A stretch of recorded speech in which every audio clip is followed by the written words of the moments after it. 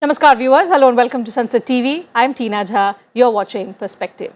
Newly appointed British Prime Minister Rishi Sunak said on Tuesday that he has been elected to fix some of the mistakes made by his predecessor as he promised to place economic stability and confidence at the heart of his government's agenda. Soon after taking charge as Britain's first Indian origin Prime Minister after meeting King Charles III, Sunak said he would confront the profound economic crisis with compassion and lead a government of integrity, professionalism and accountability. Pledging unity and stability as his top priorities, the new Prime Minister said he will unite the country not with words but with action. Sunak became Britain's third Prime Minister of the year and he is now tasked with the enormous challenge of taming the economic crisis that has left the country's finances in a precarious state and millions of Britons struggling to afford food and energy bills. So how will Rishi Sunak, the youngest British Prime Minister in 200 years, tackle the country's economic challenges? How will he unite his deeply divided party? And most importantly, revive people's confidence in the Conservative Party, which is fast losing popularity? Also, what is his vision for India-UK partnership? All this and much more in Perspective today with three distinguished panelists joining us on the program. Pleased to welcome former Ambassador Mr. Vishnu Prakash, Mr. Harsh V. Pant, Vice President, Studies and Foreign Policy, ORF, and Mr. Gulshan Sachdeva, Professor, Center for European Studies, Jawaharlal Nehru University. Thank you, gentlemen, for joining us on the program today. Professor Pant, allow me to begin the program today with you. Before we begin talking about the enormous challenges that Rishi Sunak faces and the kind of relationship India can expect with the UK under his tenure, let's first understand the significance of him becoming the Prime Minister, the first person in colour in Britain's history to actually be elevated to this post of the Premier. Thank you, Tina. And I think this is certainly a tribute to British democracy and the maturity. I think that it has evolved to a point where this question that was asked last time when Mr. Sunak was running against Liz Truss for the leadership of the Conservative Party, that will Britain ever accept a non-white Prime Minister? Yes. I think that question has been laid to rest, and so we are at a point where a significant portion of the British establishment, and that too conservatives, which by definition are conservative in their orientation, have accepted Rishi Sunak. And it's a tribute to two things. One, I think, to British democracy and its evolution. The other is to the role that Indian diaspora has increasingly started playing as a potent political force in a number of democracies around the world, the US and UK in particular, where the economic clout of Indian diaspora is being translated increasingly into political clout. And we are seeing the rise of a number of people of Indian descent who are emerging as leaders, as political leaders in their own right. So I think it is certainly a very welcome development. It's a developer for democracies around the world, multicultural, multi-ethnic democracies around the world that can learn a lot from what has happened in Britain. And in Rishi Sunak's own rise is also a testament to his own soundness of his economic vision that he presented before the Conservatives when he was contesting against Liz Truss. At that point in time, he could not convince the rank and file of the Conservative Party that he's the best person to lead. But today, the things have turned a full circle, and I think the Tories have found him to be the most suited person to take on the kind of challenges, in particular the economic challenge, for which he always had a reasonable roadmap. One doesn't know whether that would succeed or not, but at this particular point in time, if you look at the field, he seems to be the person best placed to confront the kind of challenges that Britain is facing, and they're enormous. But I think at this point, at this day, one can certainly celebrate the fact that he has risen through the ranks in a very short period of time through his merit. He has been now appointed the first non-white Prime Minister of a country that many believe would take many more years to acknowledge and to accept someone like him. But certainly today we are at a place where we can celebrate that fact about democracies and multicultural in a multicultural Britain reaching that point where it is able to accept and imbibe him as the tallest leader in their political firmament. That's right. Professor Sachdeva, and also the fact that he is the youngest Prime Minister in Britain's history in more than 210 years, the fact that he is the first Indian origin Prime Minister in Britain has a huge symbolic value. But, the kind of rise we've seen in Rishi Sunak's political career has been because of the kind of vision because of which there are huge expectations now of the Britons that he will perhaps steer the country through this economic crisis. All of that aside, apart from the symbolic value, what does it mean for politics in Britain? Well, I think one is that even the symbolic value itself is very great, because in a country like Britain, if you have a person of color and also practicing Hindu, becoming a prime minister in that country itself is a huge thing. And the second thing, which as Professor Pant has mentioned, I mean, we need to celebrate that kind of maturity of British democracy. At the same time, this also shows that ultimately this also, the Britain has also kind of given value to professionalism, to competence, because, his political journey has been relatively very, I mean, he has been MP only for the last few years. Yes. And there have been many, many senior MPs, all the backbenchers there.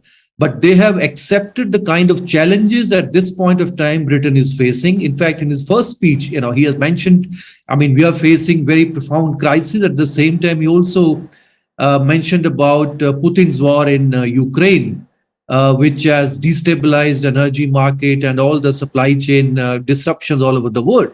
So it means they find that this point of time when conservatives, because of their mess which they have created in the last few years, they are kind of losing popularity.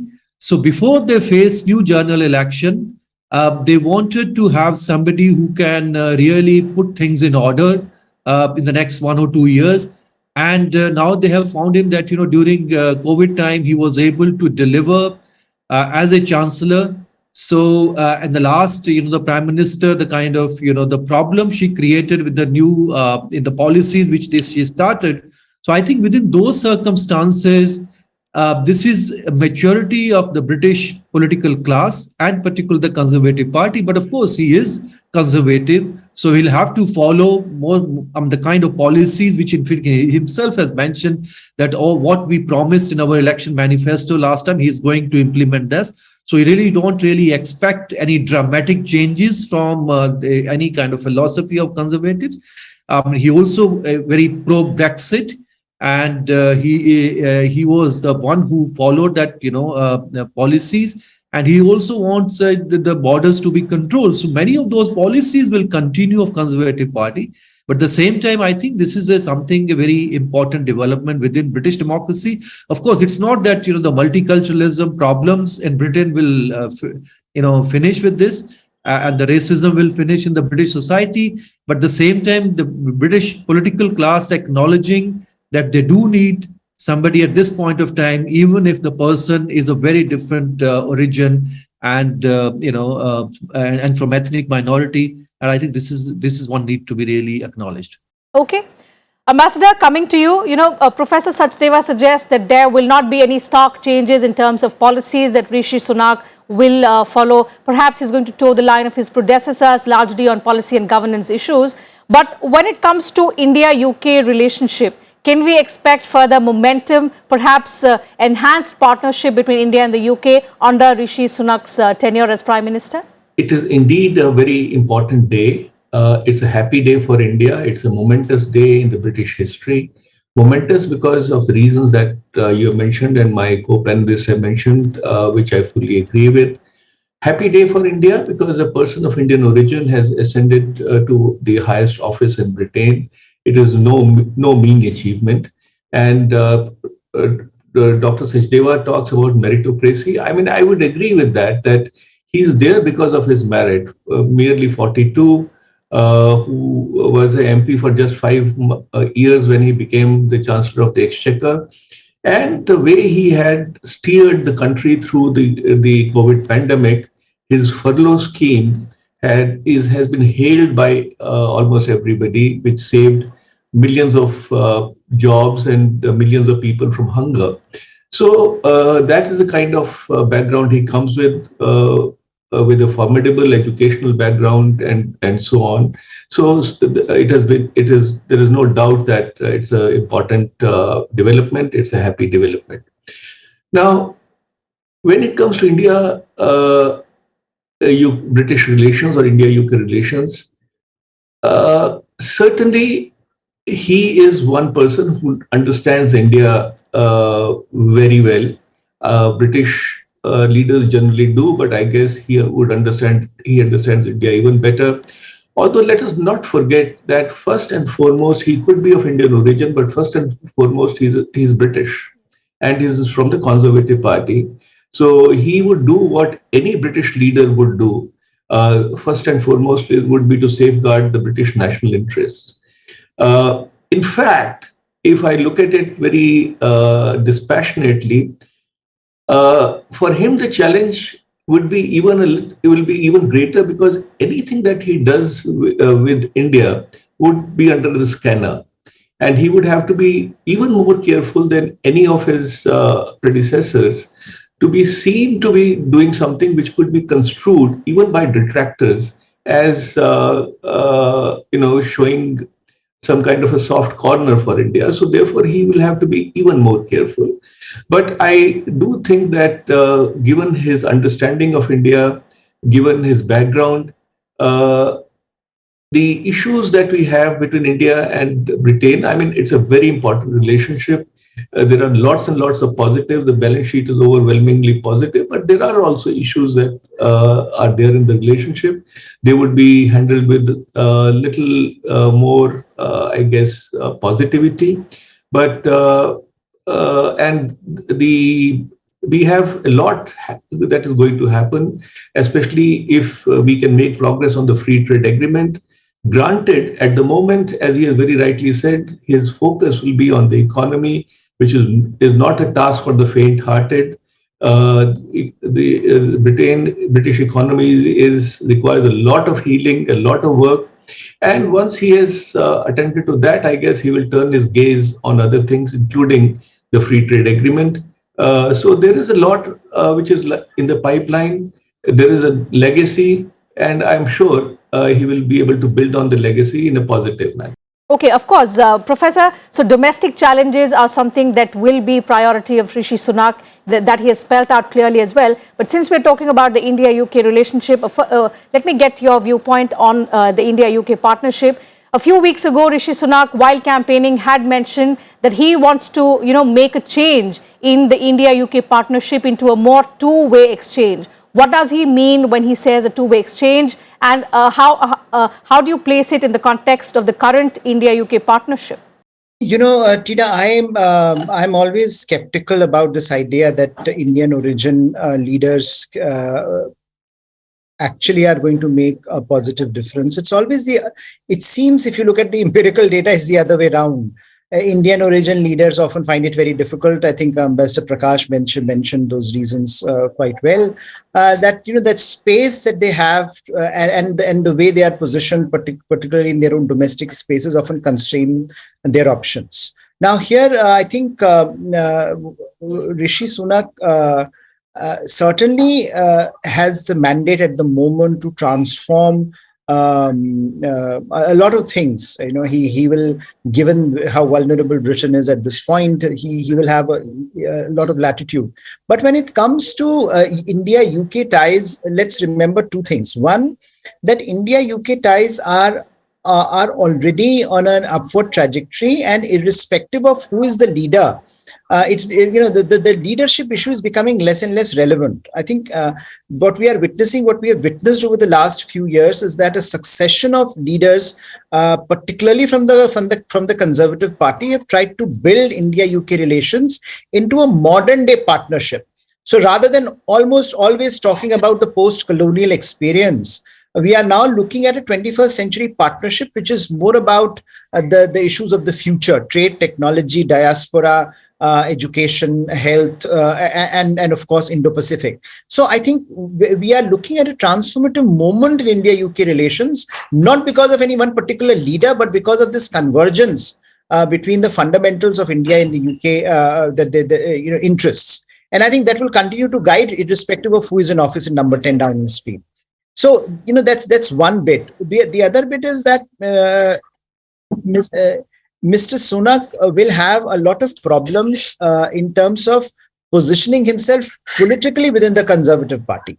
And I think that's a real issue here. that when you look at the issues on which conservatives, the rank and file of the conservatives feel very strongly about, migration is one of them. And already we are looking at a phase where the FTA, India-UK FTA, is being linked to the issue of migration by the previous Home Secretary. And I think he will find it very difficult to overcome that because of his links to India. And so, if one is looking at India-UK partnership, one can be relatively, assured that India-UK partnership is certainly going to evolve in a positive direction. There are a number of issues on the plate. There are a number of converging interests there that will take India and the UK in a positive direction. But to place a lot of burden on the shoulders of Mr. Sunak would also be not quite right, because I think he has many other things to cater to. He has many other problems to tackle, and his own political future at the moment is dependent on how he positions himself within the Conservative Party. So I think his first priority will be to emerge not simply as an economic technocrat, but also as a politician that is accepted by the rank and file of the Conservative Party, because he does not have that acceptance even today. He has an acceptance from the MPs in Westminster, but let's remember, just a few weeks back, the rank and file of the Conservative Party voted for Liz Truss. Although not by a huge margin, but certainly he was not the favorite. So in a sense, his first priority is political. And as he positions himself politically, I am very doubtful whether, whether on the issues where we have challenges, where India and the UK face challenges, whether he'll be able to do anything meaningful, given the space will be constrained. And given that his emphasis will be on rectifying the economy as well as winning the next elections, which are coming very soon, and where conservatives are already falling behind the Labour Party. But just to end here on a note which I think is very interesting, that now you see a bipartisan consensus in Britain insofar as India-UK ties are concerned. What we are witnessing is the Labour Party also, Labour leader is also visiting Indian diaspora. He's also celebrating Diwali. Labour Party has been traditionally considered to be not so favorably disposed to India. But now we are seeing even the Labour Party is reaching out to Indian diaspora and making noises which are quite, from an Indian vantage point, quite right, quite correct. So I think by and large, India-UK relations will move forward. But I think let's not put a lot of burden on Mr. Sunak to shake up things, if you will. Absolutely. So how it evolves under Rishi Sunak's tenure is something that we'll have to wait and watch. But Professor Sachdeva, domestically, he faces a Herculean task. There are enormous challenges. He himself describes it as a profound economic crisis. More than that, I think keeping his party united and winning back the confidence of people, because his party is fast losing popularity. So all of these challenges, how do you look at Rishi Sunak actually steering through all of these? Well, I mean, as I think other panelists have mentioned, I mean, his main really difficulty and challenges are domestic, both political and also economic. And internationally, of course, he will not have much of a problem because he would be, he has been worked internationally, he'll be accepted easily, and he can actually tackle those issues in a continuation of whatever the British policy has been. And the same is also true for the India-UK policies. Now, domestically, I think politically, he's relatively weak now at the moment, in the sense, I mean, he has to establish himself within the Conservative Party, but that his hope is that, while tackling economic issues, he will be able to kind of deliver something to the British public and then also strengthen conservatives. Now, in the process, he has enough time for the next 2.5 years to really establish himself as an important political leader within his own Conservative Party, so he can lead the next general election.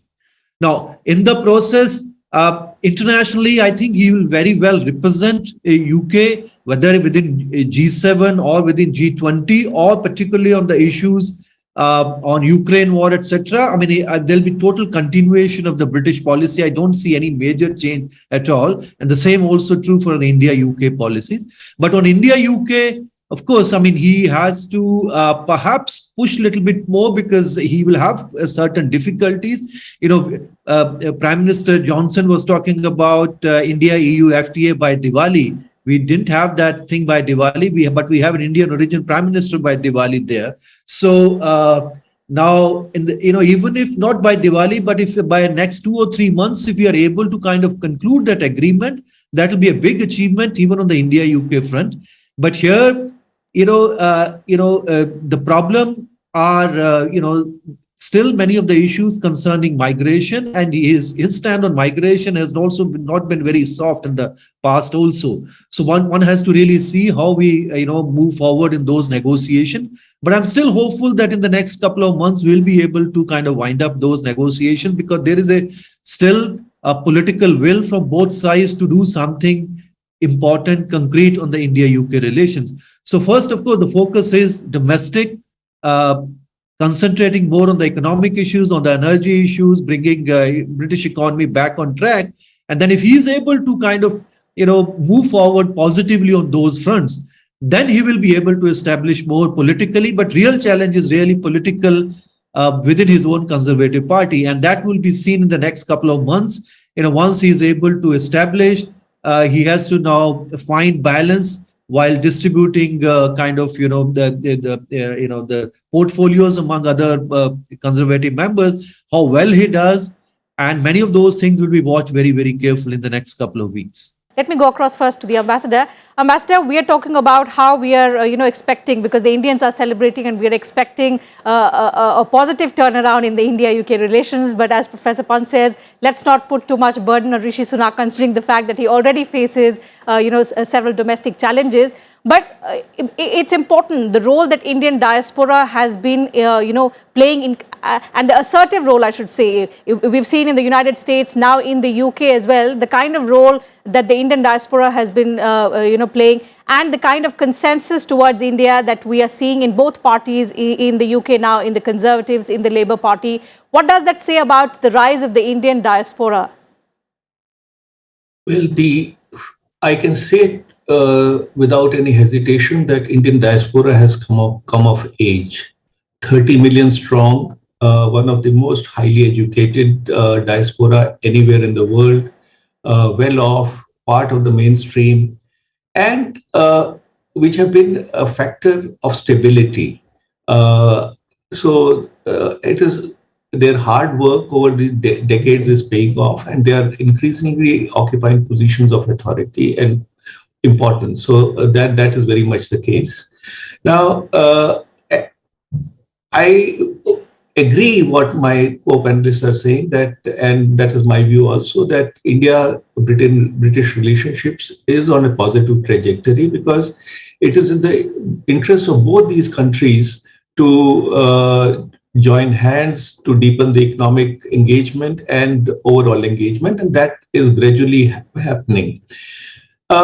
But without at all trying to lessen the importance of the occasion, it is a very important occasion. Let us also be clear that Mr. Sunak is a technocrat. And this was the time for some hard decisions. And let us also be clear that for the rank and file, for the parliamentarians and the members of the Conservative Party, he was not the first choice. Liz Truss was the first choice. But now, given his skill sets, given his background and his ability to handle the economy, he has been brought in. So question that I've been asking myself is, in Britain, they always used to say that Winston Churchill was the war prime minister, Clement Attlee was the peace prime minister. So is Mr. Sunak going to be a prime minister for handling an economic crisis? And what happens when the economic crisis subsides? Whether he'll still have the support, whether the members of the Conservative Party will still rally behind him. There are lots of questions that remain to be answered. But overall, I would say that things are happening in a manner in which we should be pleased. I would agree with Dr. Harsh Pant that we should not. We should limit our expectations. I don't think that anybody who understands politics would have undue expectations. We understand the constraints under which any leader functions, and so do we. So, but that things are looking up for India-British relations. There is no doubt about it. Okay, Professor, I'll take one last comment from you. Domestically, we know Rishi Sunak faces lots of challenges, and that clearly is going to be his priority. We've also spoken about the India-UK relationship, and that is the most concerning aspect for us. Prime Minister Narendra Modi has also congratulated Rishi Sunak, saying, he is a living bridge between India and the UK. Perhaps, of course, that has also soared expectations. But on several of the global issues, how do you see India and the UK converging?